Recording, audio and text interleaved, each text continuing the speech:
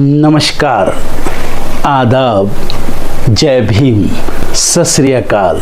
मैं हूँ माजिद सिद्दीकी और आप देख रहे हैं फोकस हिंदुस्तान न्यूज़ चैनल।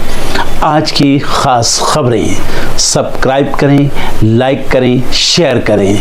फिर आऊँगा एक ताज़ा खबर को लेकर माजिद सिद्दीकी।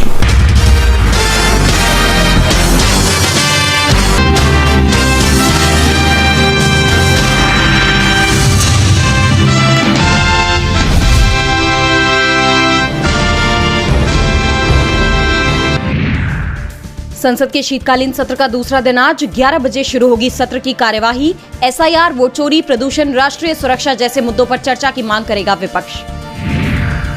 बिहार विधानसभा सत्र का दूसरा दिन आज सदन की कार्यवाही शुरू होते ही कराया जाएगा विधानसभा अध्यक्ष का चुनाव। बीजेपी नेता प्रेम कुमार ने स्पीकर पद के लिए भरा है नामांकन। महाराष्ट्र में स्थानीय निकाय चुनाव के लिए वोटिंग जारी। 246 नगर परिषदों और 42 नगर पंचायतों के लिए हो रहा मतदान। 3 दिसंबर को होगी मतगणना। कुवैत हैदराबाद इंडिगो फ्लाइट को बम से उड़ाने की धमकी। मुंबई एयरपोर्ट पर कराई गई इमरजेंसी लैंडिंग। कोई विस्फोटक बरामद नहीं। महबूबा मुफ्ती की बहन के अपहरण का आरोपी गिरफ्तार। 35 साल बाद पकड़ाया। तब वीपी सिंह सरकार ने रिहाई के बदले छोड़े थे 5 आतंकी। शफात अहमद के रूप में हुई पहचान। दिल्ली हिंसा मामले में सुप्रीम कोर्ट में होगी सुनवाई। आरोपी शर्जील इमाम और उमर खालिद ने लगाई है जमानत याचिका। हाईकोर्ट पहले ही जमानत याचिका को कर चुका है खारिज। एसआईआर पर आज सुप्रीम कोर्ट में होगी सुनवाई। केरल सरकार की याचिका पर चुनाव आयोग से मांगा जवाब। तमिलनाडु, बंगाल, पुदुचेरी पर भी होगी बहस। डिप्टी सीएम के घर पहुंचे सीएम सिद्धारमैया। डीके शिव कुमार और उनके भाई डीके सुरेश ने किया स्वागत। डिप्टी सीएम और सीएम ने साथ में किया ब्रेकफास्ट। कंगना रनौत के खिलाफ पंजाब कोर्ट में आज सुनवाई। पंजाब के महेंद्र कौर के जरिए दायर मानहानि केस से जुड़ा है मामला। बढ़ सकती है मुश्किलें। यूपी में बस में लगी भीषण आग। 3 लोगों की गई जान, 24 झुलसे। ट्रक की टक्कर के बाद हुआ हादसा। पाकिस्तान सरकार ने रावलपिंडी में लगाई धारा 144। प्रदर्शन की धमकी के बाद लिया फैसला। पूर्व पीएम इमरान खान से मिलने की मांग कर रही है पार्टी। अमेरिकी राष्ट्रपति डोनाल्ड ट्रंप ने इजरायली पीएम बेंयामिन नेतन्याहू को दिया व्हाइट हाउस आने का न्योता। फोन पर हुई बातचीत। नेतन्याहू की होगी ये 5वीं अमेरिकी यात्रा। इजरायली सेना ने मोदी सरकार से की बड़ी डिमांड। कहा हमास को आतंकवादी संगठन घोषित करे भारत। गजा में इजरायल और हमास के बीच टकराव जारी। बांग्लादेश की पूर्व प्रधानमंत्री खालिदा जिया की बिगड़ती सेहत। बांग्लादेश लौटने की तैयारी में बेटा तारिक रहमान 15 साल से लंदन में है निर्वासित। यूरोपीय संघ के रक्षा फंड में शामिल हुआ कनाडा। प्रधानमंत्री मार्क कार्नी के कार्यालय ने दी जानकारी। अमेरिका से बढ़ रही दूरी। अब स्मार्टफोन से कोई नहीं कर पाएगा फ्रॉड। सरकार ने उठाया बड़ा कदम। हर फोन में प्री इंस्टॉल होगा संचार साथी ऐप। एसबीआई फ्रॉड अकाउंट मामले में सुप्रीम कोर्ट पहुंचे अनिल अंबानी। बॉम्बे हाईकोर्ट के आदेश के खिलाफ की अपील। 2929 करोड़ की हेराफेरी का आरोप। क्रेडिट कार्ड यूजर्स को बड़ी राहत। ओवर लिमिट के नाम पर नहीं चलेगा बैंक का खेल। आरबीआई ने सख्त किए नियम। भारतीय के हाथ में एप्पल के एआई विभाग की कमान। अमर सुब्रमण्य को मिली बड़ी जिम्मेदारी। भारत अमेरिका व्यापार वार्ता और डॉलर की बढ़ती मांग से रुपए में गिरावट। आने वाले दिनों में बढ़ेगा दबाव।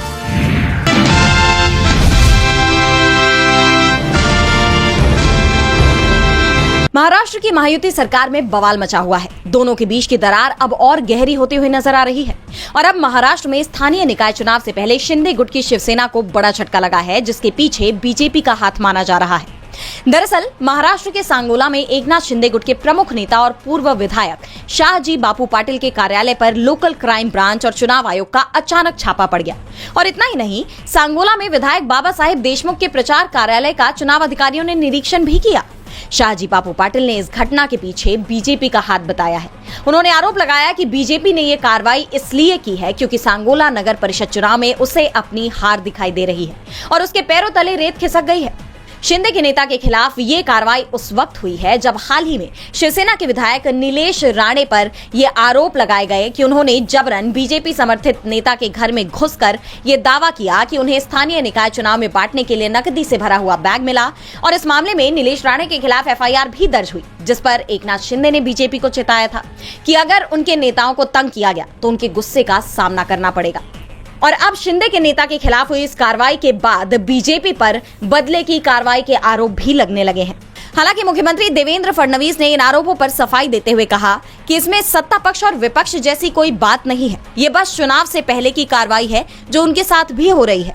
लेकिन महाराष्ट्र में पिछले कई दिनों से लगातार जो घटनाक्रम सामने आ रहे हैं उससे ये तो साफ हो गया कि बीजेपी और शिंदे गुट की शिवसेना के बीच दरार अब इतनी बढ़ चुकी है जिसे समेट पाना बीजेपी के लिए बहुत मुश्किल होने वाला है।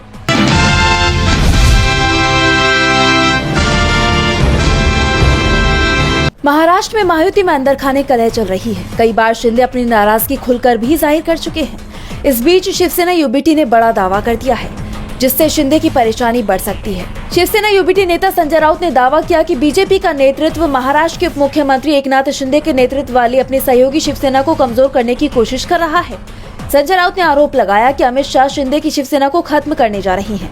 उन्होंने हमारे साथ भी ऐसा ही करने की कोशिश की लेकिन हम बच गए। मैं तो ये मानने को भी तैयार नहीं हूँ कि उनके गुट का नाम शिवसेना है। संजय राउत ने आगे कहा कि लोग मेरे इस दावे को लिखकर रख सकते हैं कि एक दिन अमित शाह ही पार्टी को खत्म कर देंगे। उनके कामकाज के तरीके और सहयोगियों के साथ व्यवहार करने की परंपरा को देखते हुए बीजेपी का केंद्रीय नेतृत्व शिंदे के नेतृत्व वाली शिवसेना को खत्म कर देगा। हालांकि बीजेपी ने इस आरोप को खारिज कर दिया, लेकिन बीते कुछ वक्त से स्थानीय निकाय चुनाव को लेकर शिंदे और बीजेपी में खटपट साफ देखी जा रही है।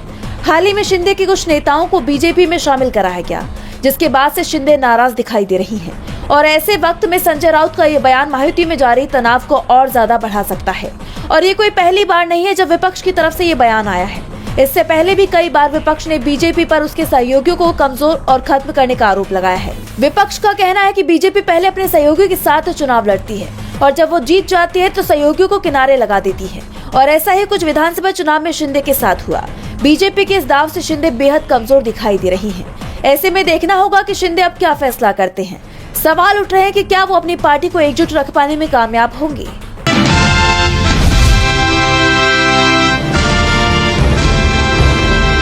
संसद के शीतकालीन सत्र का आज दूसरा दिन है। संसद परिसर में विपक्षी इंडिया गठबंधन के सांसदों ने आज भी एसआईआर के खिलाफ अपना विरोध जारी रखा। विपक्षी सांसद संसद के मकर द्वार के बाहर विरोध प्रदर्शन किए और चुनाव आयोग के साथ साथ सरकार के खिलाफ भी नारेबाजी की। इतना ही नहीं बल्कि प्रधानमंत्री सदन में आओ के नारे भी जोर शोर से सुनाई दिए।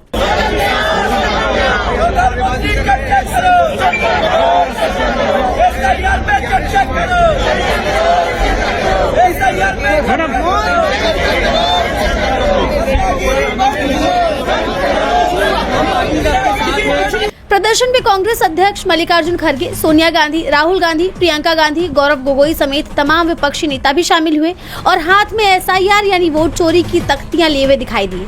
ऐसे में एक बार फिर लोकसभा की कार्रवाई ठप हो गई। प्रदर्शन की तस्वीरों को एक्स पर शेयर करते हुए कांग्रेस ने लिखा, एसआईआर यानी वोट चोरी। एसआईआर के जरिए लोकतंत्र को तबाह किया जा रहा है। एसआईआर के बहाने वंचितों शोषितों के वोट काटे जा रहे हैं, उनके अधिकार छीने जा रहे हैं। हम ये तानाशाही बर्दाश्त नहीं करेंगे, लोकतंत्र की रक्षा में आवाज उठाते रहेंगे। एसआईआर के खिलाफ इंडिया गठबंधन का प्रदर्शन। संसद के शीतकालीन सत्र का आज दूसरा ही दिन है, लेकिन जिस कदर विपक्ष एसआईआर को लेकर सरकार पर हावी नजर आ रहा है, उससे ये बात साफ है कि विपक्ष किसी भी हाल में एसआईआर को लेकर संसद के अंदर बातचीत चाहता है। दूसरी तरफ संसदीय कार्य मंत्री किरेन रिजिजू का बयान भी सामने आया है। उन्होंने कहा है कि सरकार विपक्ष की मांग पर चर्चा कर रही है, लेकिन वो ये नहीं बता रहे कि क्या एसआईआर पर सरकार चर्चा को तैयार है और अगर तैयार है तो कब इस पर चर्चा की जाएगी।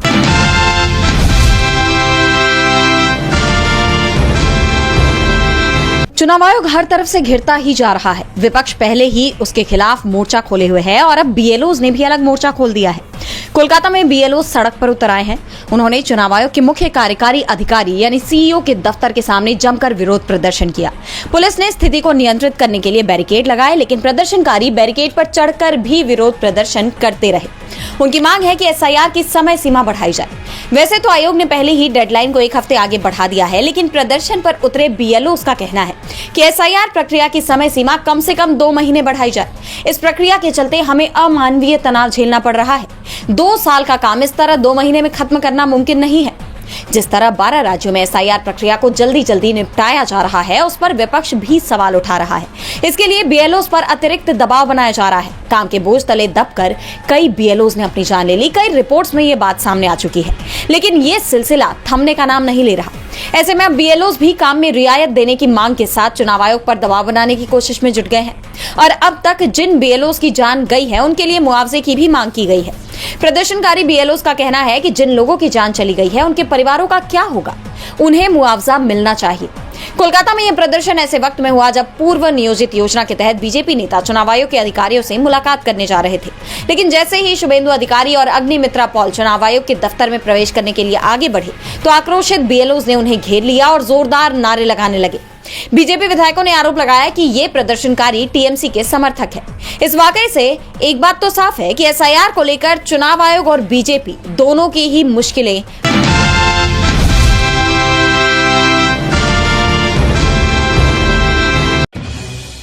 पाकिस्तान के लिए जासूसी करने के आरोप में 2018 में गिरफ्तार हुए ब्रह्मोस एयरस्पेस लिमिटेड के वैज्ञानिक निशांत अग्रवाल को बॉम्बे हाईकोर्ट ने बड़ी राहत दी है। हाईकोर्ट ने कहा है कि उन पर लगाए गए जासूसी, देशद्रोह और गोपनीय सैन्य जानकारी साझा करने जैसे सभी गंभीर आरोप साबित नहीं होते, इसलिए ये सारे आरोप खत्म किए जाते हैं। हालांकि कोर्ट ने यह भी माना है कि उन्होंने सरकारी नियमों का पालन नहीं किया और कुछ गोपनीय दस्तावेज अपने निजी कंप्यूटर में सुरक्षित रखे, जो ऑफिशियल सीक्रेट्स एक्ट के तहत अपराध है। इस गलती के लिए उन्हें 3 साल की सजा सुनाई गई, लेकिन क्योंकि वो पहले से इतने समय तक जेल में रह चुके हैं, इसलिए उनकी सजा पूरी मानी गई और अब वो तुरंत रिहा किए जा चुके हैं। दरअसल अक्टूबर 2018 में मिलिट्री इंटेलिजेंस और उत्तर प्रदेश महाराष्ट्र एटीएस ने संयुक्त कार्रवाई में निशांत अग्रवाल को गिरफ्तार किया। उस समय वो ब्रह्मोस मिसाइल सिस्टम तैयार करने वाली इंडो रूसी कंपनी BAPL यानी कि ब्रह्मोस एयरस्पेस प्राइवेट लिमिटेड में टेक्निकल रिसर्च टीम के अहम सदस्य थे। जांच में उनकी निजी लैपटॉप और डिवाइस में ब्रह्मोस मिसाइल से जुड़ी संवेदनशील फाइलें मिली, जो कंपनी के सुरक्षा नियमों का सीधा उल्लंघन था। इसी वजह से मामला बेहद गंभीर हो गया। ये दावा किया गया कि पाकिस्तानी जासूसी एजेंसियों ने उन्हें हनी ट्रैप के जरिए निशाना बनाया। आपको बता दें कि सेजल शर्मा के नाम से फर्जी लिंक्डइन प्रोफाइल बनाई गई। दावा किया गया कि सेजल शर्मा यूके की कंपनी हेज एविएशन में भर्ती अधिकारी है। उसी प्रोफाइल के जरिए निशांत से बातचीत शुरू की गई। सेजल ने बेहतर सैलरी वाली नौकरी का ऑफर दिखाया। विश्वास जीतने के बाद उसने एक लिंक खोलने को कहा। निशांत ने 2017 में जिन 3 ऐप्स को इंस्टॉल किया वो असल में मैलवेयर थे, Q Whisper, Chat to Hire और एक्स ट्रस्ट। इन ऐप्स का उद्देश्य था डेटा चोरी करना, लैपटॉप पर नजर रखना और गोपनीय फाइलें खींचकर बाहर भेजना। इसलिए माना गया कि उनके सिस्टम से संवेदनशील जानकारियां बाहर जा सकती थी। आपको बता दें कि निशांत अग्रवाल IT रोपड़ से मैकेनिकल इंजीनियरिंग की डिग्री हासिल कर चुके हैं। पढ़ाई पूरी करने के बाद वो सीधा ब्रह्मोस एयरस्पेस में उनका चयन हुआ। कम उम्र में ही कई महत्वपूर्ण जिम्मेदारियां मिली। मिसाइल टेक्नोलॉजी से जुड़े रिसर्च प्रोजेक्ट्स पर उन्होंने काम किया। टीम में उन्हें बेहद तेज तर्रार और भरोसेमंद इंजीनियर माना जाता था। उनकी प्रतिभा और कामयाबी की वजह से उनकी गिरफ्तारी उस समय देश भर में बड़ी खबर बनी। हाईकोर्ट ने फैसले में स्पष्ट किया है कि जासूसी का कोई ठोस सबूत नहीं है, न तो पाकिस्तान से जानकारी साझा करने का प्रमाण है, न ही देशद्रोह जैसा कोई स्पष्ट कार्य। इसलिए इन सभी आरोपों को पूरी तरह से खत्म कर दिया गया।